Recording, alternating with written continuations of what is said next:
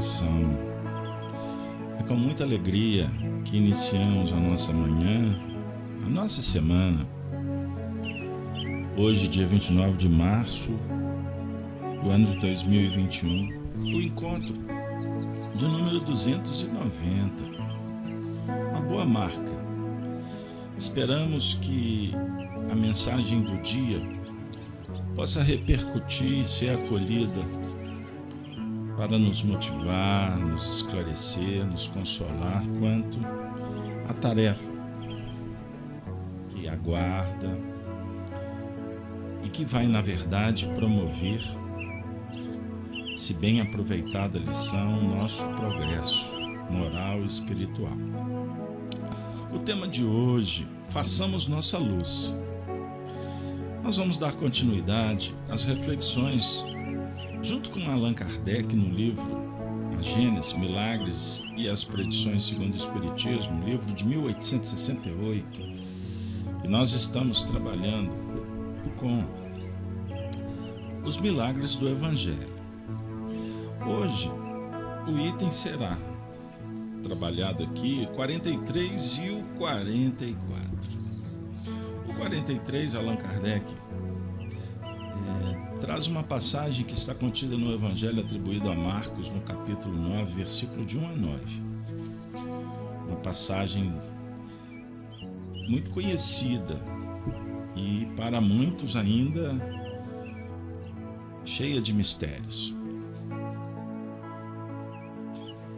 Abrindo aspas, 6 dias após, Jesus, tendo chamado Pedro, Tiago e João, conduziu-os com ele sobre uma alta montanha afastada, que é o Monte Tabor.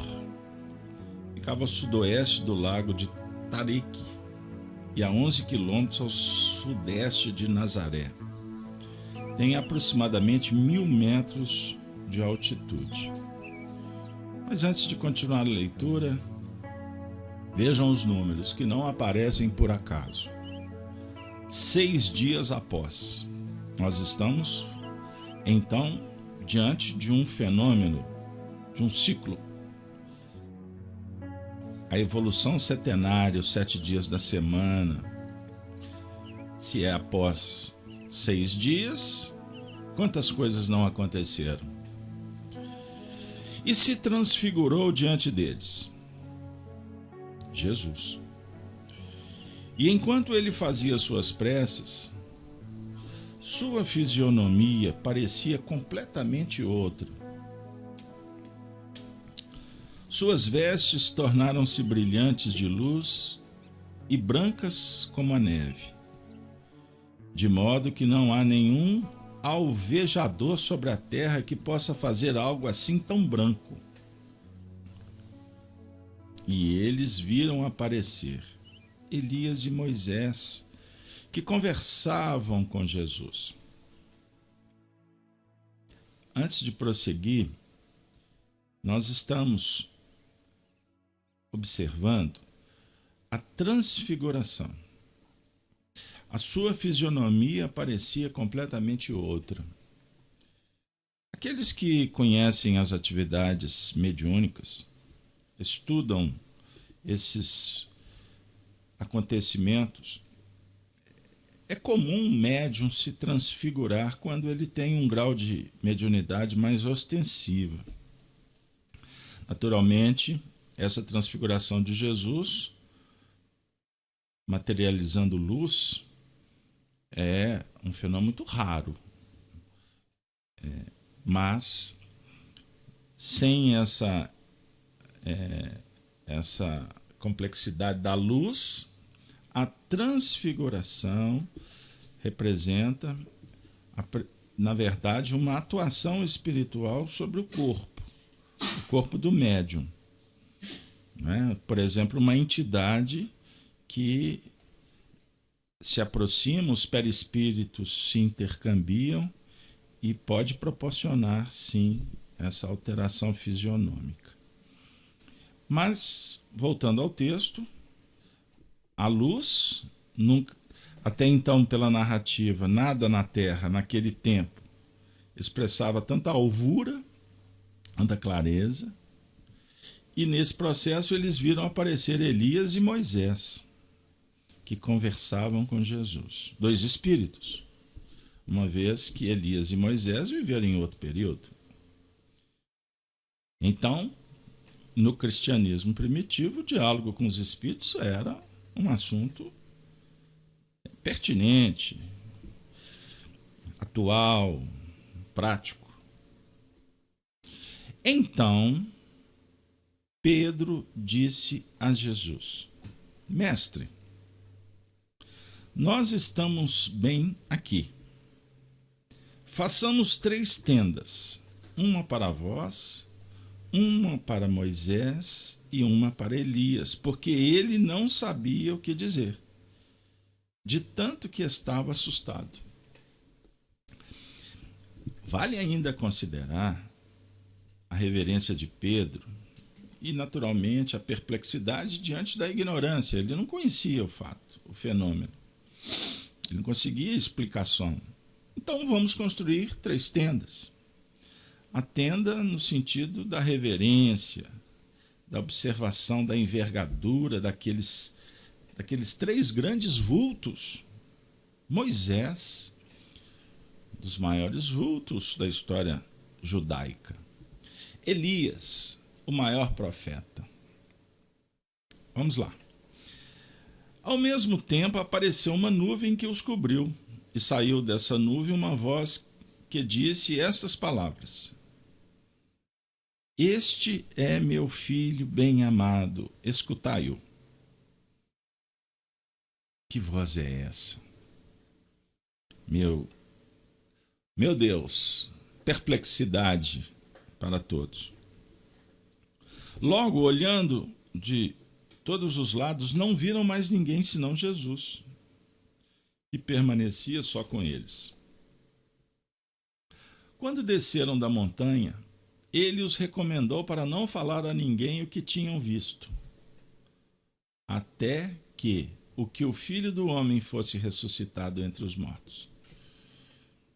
E eles mantiveram o fato em segredo, comentando entre si o que queria dizer essas palavras, até que o Filho do Homem fosse ressuscitado entre os mortos. Naturalmente, o texto está dizendo que eles não entenderam essa última frase. Eles só foram compreender depois que Jesus desencarnou e voltou ressuscitado, no sentido de voltar em espírito, uma aparição para todos eles. Para sua mãe, para os discípulos, enfim.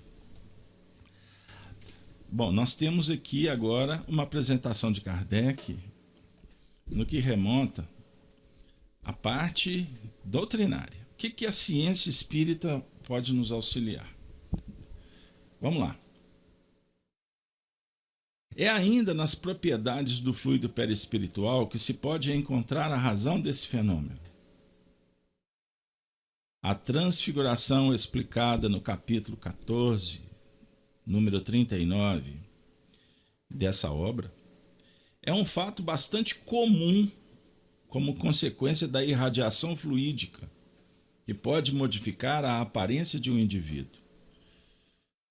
Mas a pureza do perispírito de Jesus pode permitir ao seu espírito lhe dar uma claridade excepcional.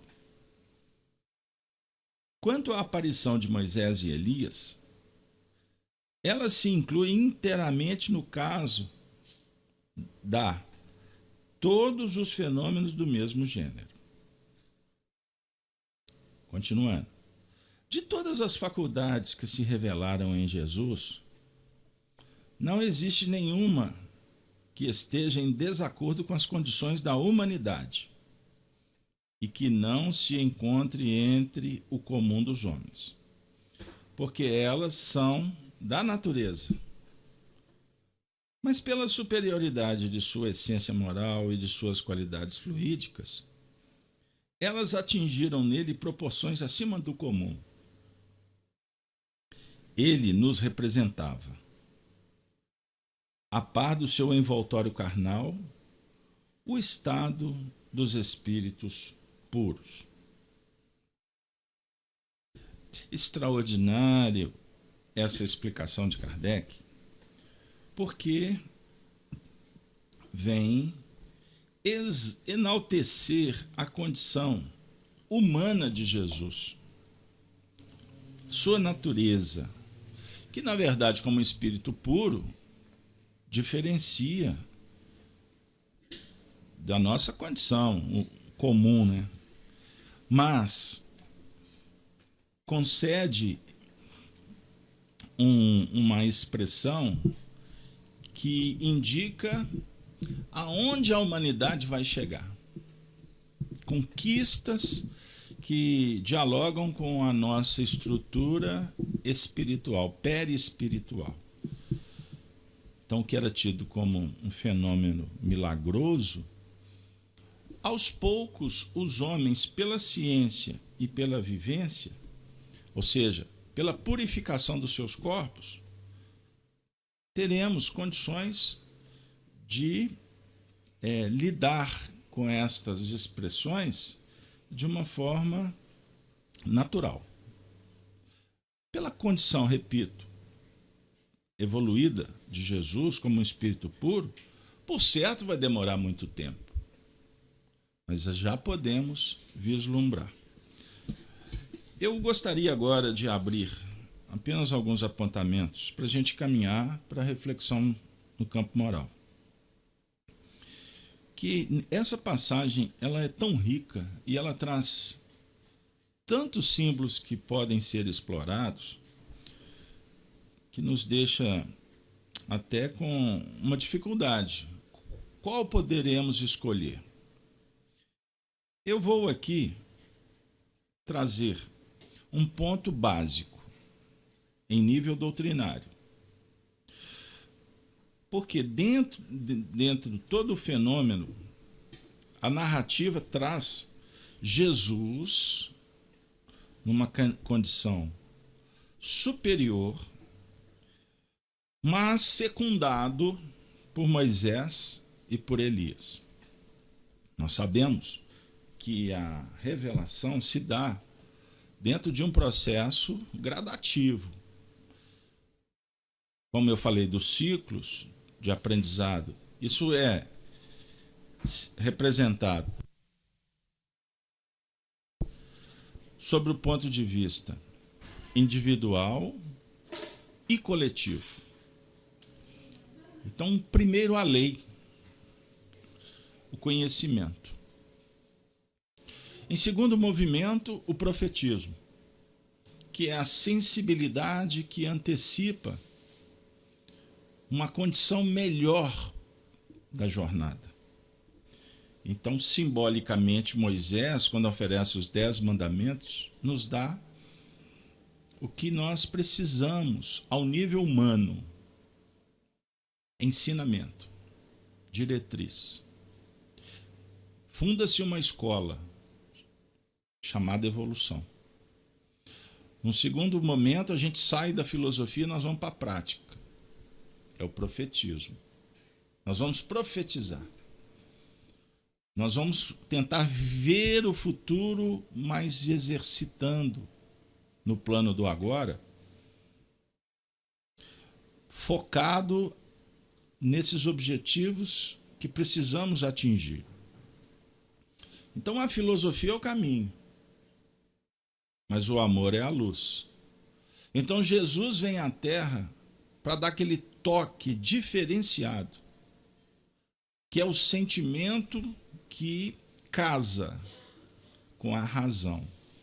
Não basta você só saber, é necessário sentir em consonância com esse saber. É uma tríade: filosofia, ciência e religião. Religião, vocês sabem, como apresenta o Espiritismo, a religião natural. Religião como uma aptidão. Religião como um sentido. A natureza nos fala sobre essa religião. O girassol, quando se arremete em busca da luz solar, ele está se movimentando em princípios que unem a filosofia, a ciência e a religião natural. É um ato religioso. A vida é religiosidade pura quando estabelecemos esta ação que conjuga a consciência com a expressão comportamental. Mas o girassol tem consciência? No seu grau de evolução, tem. E é exuberante, porque ele busca a plenitude como girassol. O cão, todos os seres. O homem se plenifica sendo humano. Então, quando Kardec nos ajuda a entender Jesus na sua forma humana, nas entrelinhas, ele está dizendo assim, que quando nós projetamos Jesus numa base distante da humanidade, como um Deus, na verdade nós estamos dissociando o ideal do potencial que todos temos na nossa intimidade. Quando ele se faz humano, é como se houvesse uma notícia para nós dizendo assim: você vai fazer o mesmo. Você vai conseguir.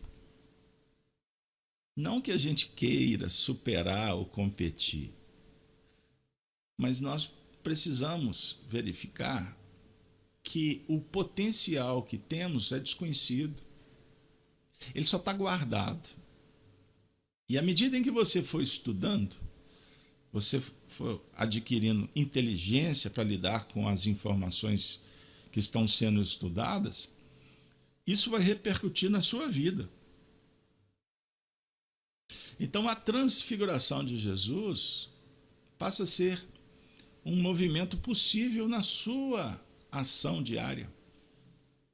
Quando você supera, você transforma uma forma, uma expressão em algo melhor. Quando você sai da rotina e começa a fazer de uma forma diferente, você vai se adaptando com criatividade, com sensibilidade, para sempre dar um colorido especial à vida. Na infantilidade, a gente julga que a vida é colorida. Na maturidade, descobrimos que a vida é para ser colorida. É diferente. Essa responsabilidade é nossa, é de cada um. E olha que maravilha. Nós temos opções, nós temos muitos professores na escola. Moisés dialoga de uma forma exuberante com a consciência. Amar a Deus. Olha que beleza. Guardar o sábado. Honrar pai e mãe. Movimentos positivos. Amar a Deus é o amor nas suas mais diferentes manifestações, porque Deus está em toda parte. Jesus sintetiza dizendo: amar a Deus sobre todas as coisas e o próximo como a si mesmo. Ele reúne no ensinamento o que Moisés disse, o que os profetas alertaram e viveram. Apresentando uma fórmula simples, não é difícil. Não tem complicação, não precisa de academia. Não precisa de canudo. Não precisa de doutorado. Basta você se prontificar e sair da condição de expectante para responsável, atuante num processo do seu crescimento. Não do outro, do nosso, do próprio. E, naturalmente, inspirando e influenciando o outro. Porque ninguém vive só. Somos espíritos com necessidade de convivência. A evolução, graças a Deus, é secundada pelos espíritos mais abalizados. E, naturalmente, nós precisamos do apoio das almas que estão caminhando com a gente, como nós estamos caminhando com eles. É o amor fraternal, é o amor companheiro, é o amor amigo, é o amor serviço, é o amor solidariedade. Quando a gente passa os olhos pela história humana, nós sempre iremos encontrar um herói caminhando de mãos dadas com uma alma que o sensibiliza. Isso é muito interessante. Podem procurar. Ah, Carlos Alberto, mas tem um escritor da minha preferência que ele viveu sozinho. Será? Aliás, quando nos isolamos, muitas vezes se torna um movimento que mais agrega, naturalmente, os seres que estão do lado de lá, que nos ajudam. Porque a gente deixa de ter os olhos para o mundo material e passa a ampliar a observação do mundo espiritual. Foi mais ou menos o que aconteceu com um médium, que agora em abril nós vamos comemorar mais um aniversário do seu nascimento, dia 2 de abril de 1910, Chico Xavier. E, naturalmente, como pesquisador, como alguém que foi ousado em publicar um livro, eu não tenho como não lembrar das transfigurações mediúnicas de Chico Xavier, narradas pelo nosso saudoso amigo Arnaldo Rocha. Quantas vezes eu vi Arnaldo dizendo assim: meu filho, tinha entidades, quando manifestavam, o rosto do Chico transfigurava de tal forma, ficava, quando era uma menina, a entidade, um rosto lisinho, feições completamente diferentes daquelas feições que a gente via no dia a dia do Chico. Eram transfigurações do amor, eram transfigurações autênticas, fenômenos materiais, físicos e etc. E aí a gente vai entender também que, com Kardec, que nós podemos ter médiuns muito bons, mas não necessariamente serem médiuns moralizados. Quando o médium está compromissado com a própria evangelização, além da aptidão desenvolvida, oferecer muitos prodígios, o amor engrinalda e gera um fenômeno que sensibiliza, ou seja, que toca coração. Foram momentos ouro vividos por aquele grupo lá nos idos anos 40, 50, quando Chico estava em Pedro Leopoldo. Uma vez que era um grupo seleto, com atividades privadas, em paralelo com as atividades públicas que ele fazia, e que depois da sua mudança para Uberaba, perdeu-se muito nesse terreno, porque abriu-se uma nova etapa de atuação do Chico e ele não tinha mais aquelas pessoas que foram selecionadas para estarem com ele naquele período. A definir aquela história das chegadas e partidas da nossa vida. A dizer que as pessoas que se aproximaram em Uberaba era para realizar outro tipo de atividade, inclusive ampliando, dando um eco maior, vencendo as barreiras das montanhas de Minas. Eles estavam muito mais vinculados a São Paulo, o que favoreceu uma propagação do espiritismo de uma forma mais importante para aquela época. Nos dias atuais, não temos mais essa dificuldade física por conta do advento da internet. Desculpem ter saído do contexto, mas apenas aproveitando para esclarecer algumas possíveis dúvidas. Mas quanto à transfiguração que Chico participava, vivia e deixava as pessoas muito sensibilizadas, nós constatamos que conjugar a filosofia e a ciência com a religiosidade, sob o ponto de vista do amor como religião cósmica, naturalmente o fenômeno perpetua com muito mais eficiência. Porque se a gente for na história, nós vamos encontrar muitos fenômenos autênticos que podem até ter tido uma, vamos dizer assim, ao nível de ciência, uma contundência, um peso até maior do que estas que eu citei de Chico Xavier. Inclusive, vai uma dica, quando falam por aí que o Chico era isso, o Chico era aquilo, a gente observa que, sob o ponto de vista mediúnico, também existem muitos exageros pelos ufanistas. Porque, como é a preferência, a gente quer que o nosso ídolo seja superior aos outros, que é uma grande tolice, com todo respeito, mas discordamos destas ideias, dessas notícias, dessas opiniões que são promovidas no cenário. Mas o diferencial, repito, do Chico é porque o amor estava presente. E o amor dá um destaque. O amor é que dá a chancela, o carimbo, para que as histórias não sejam esquecidas. A de Jesus, incomparável.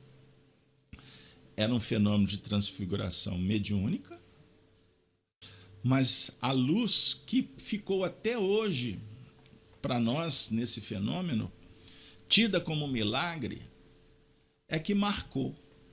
Marcou porque é a luz do amor.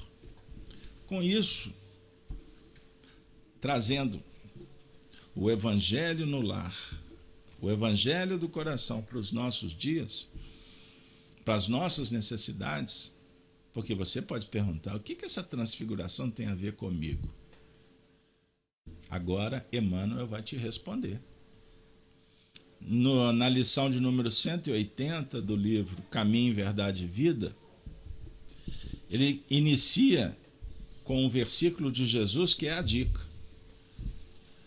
Assim resplandeça a vossa luz diante dos homens.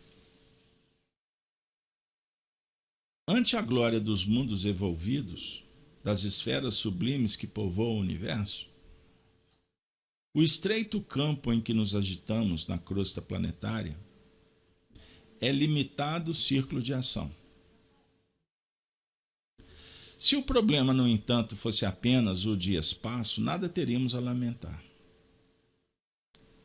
A casa pequena e humilde, iluminada de sol e alegria, é paraíso de felicidade. Pedro Leopoldo, a sua casa, a casa pequena e humilde, iluminada de sol e alegria, sol, verdade, alegria, o resultado da operação. O que ele vai oferecer? Paraíso de felicidade. A angústia de nosso plano procede da sombra. A escuridão invade os caminhos em todas as direções. Trevas que nascem da ignorância, da maldade, da insensatez, envolvendo povos, instituições e pessoas. Nevoeiros que assaltam consciências, raciocínios e sentimentos. Em meio da grande noite, é necessário acendamos nossa luz. Sem isso, é impossível encontrar o caminho da libertação. Sem a irradiação brilhante de nosso próprio ser, não poderemos ser vistos com facilidade pelos mensageiros divinos, que ajudam em nome do Altíssimo. E nem auxiliaremos efetivamente a quem quer que seja. É indispensável organizar o santuário interior e iluminá-lo, a fim de que as trevas não nos dominem. É possível marchar valendo-nos de luzes alheias. Todavia, sem a claridade que nos seja própria, padeceremos constante ameaça de queda. Os proprietários das lâmpadas acesas podem afastar-se de nós, convocado pelos montes de elevação que ainda não merecemos. Vale-te, pois, dos luzeiros do caminho. Aplica o pavio da boa vontade ao óleo do serviço e da humildade e acende o teu archote para a jornada. Agradece ao que te ilumina por uma hora, por alguns dias ou por muitos anos. Mas não ouvides tua candeia, se não desejas resvalar nos precipícios da estrada longa. O problema fundamental da redenção, meu amigo, minha amiga, não se resume a palavras faladas ou escritas. É muito fácil pronunciar belos discursos e prestar excelentes informações, guardando, embora, a cegueira nos próprios olhos. Nossa necessidade básica é de luz própria, de esclarecimento íntimo, de autoeducação, de conversão substancial do eu ao reino de Deus. Podes falar maravilhosamente acerca da vida,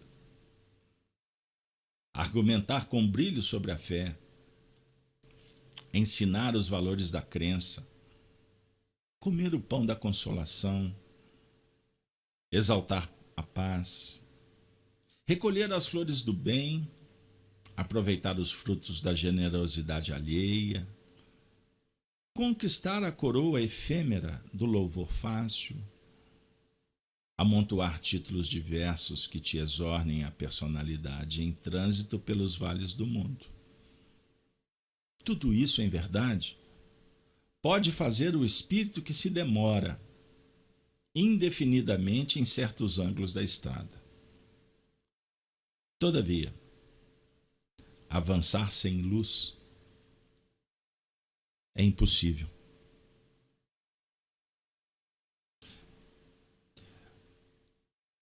Jesus transfigurou-se no monte, a dizer que ali, naquele exemplo, ele dizia para nós qual é o objetivo a ser alcançado. Pois antes ele dissera: brilhai a vossa luz. Ele alertou: cuidado para que a luz que há em ti não seja treva.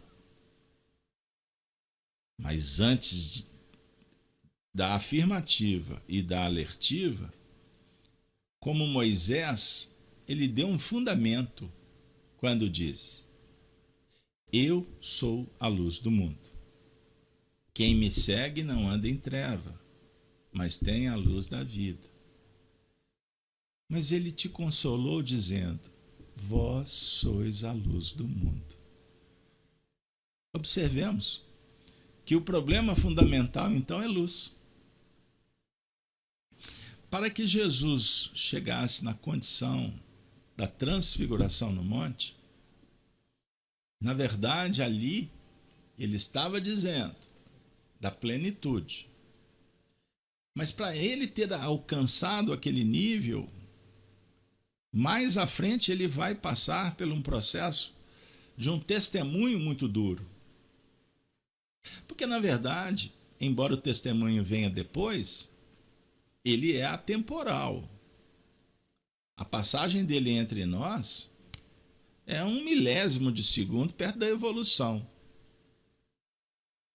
a posição que ele atingiu. No nosso caso, para que a gente pense na transfiguração, primeiro nós temos que trabalhar no vale, subir ao monte para orar, distribuir pães e sair dessa condição de ficar pedindo pão. E você distribuir o pão é a produção mento-espiritual que garante o próprio alimento. Mas para isso você não basta distribuir, você tem que aprender a fazer o pão, triturar o trigo. É maceração, é um processo. E quanto mais você distribuir, mais amor, porque o alimento é esse. Mas essa alimentação ou essa distribuição, ela vai enfrentar dificuldades para testar se você vai continuar a produzir o pão.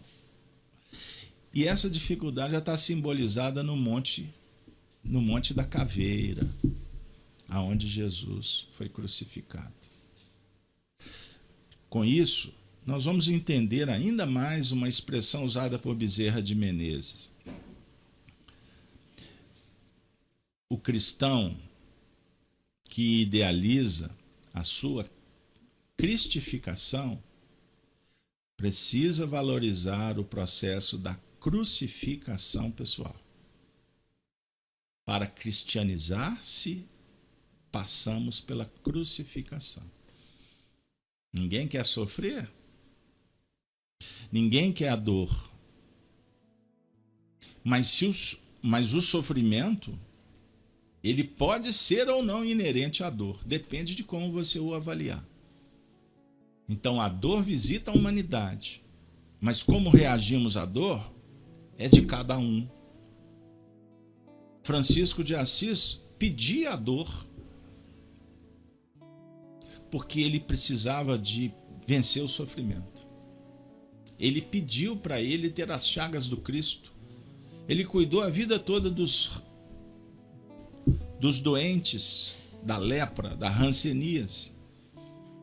E ele pede em prece para tê-las, para poder trabalhar o sentimento de pertencimento àquele grupo de sofredores. Ele não queria apenas aliviar, ele queria compartilhar. Isso é um pensamento ainda muito distante para nós. Que qualquer dor de cabeça, qualquer crise, qualquer dificuldade é sinônimo de desespero. Aonde está a nossa fé? O Espiritismo está nos consolando. O que nós estamos fazendo desta chave depositada em nossas mãos?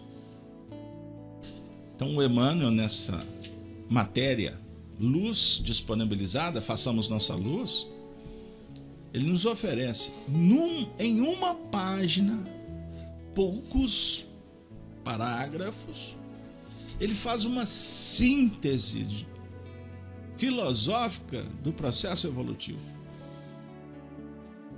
Eu concluo dizendo: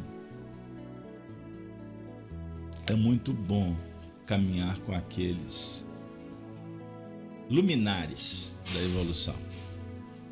É muito bom falar de Kardec, é consolador falar de Moisés, trazer Elias para os nossos dias, os apóstolos, os discípulos, todos que deram a vida por amor ao Evangelho. É muito bom. O ambiente modifica quando nós citamos os nomes. A água, para muitos, não precisa de ser evidente, ela muda de cor, ela entra em ebulição quando eles depositam elementos magnéticos para curar. Quantos fenômenos nós presenciamos? Mas aí vem a pergunta: até quando eles irão partir e você ficará? Amanhã não estaremos mais juntos. Cada um será enviado à sua parte. E aí a gente vai fazer a seguinte pergunta: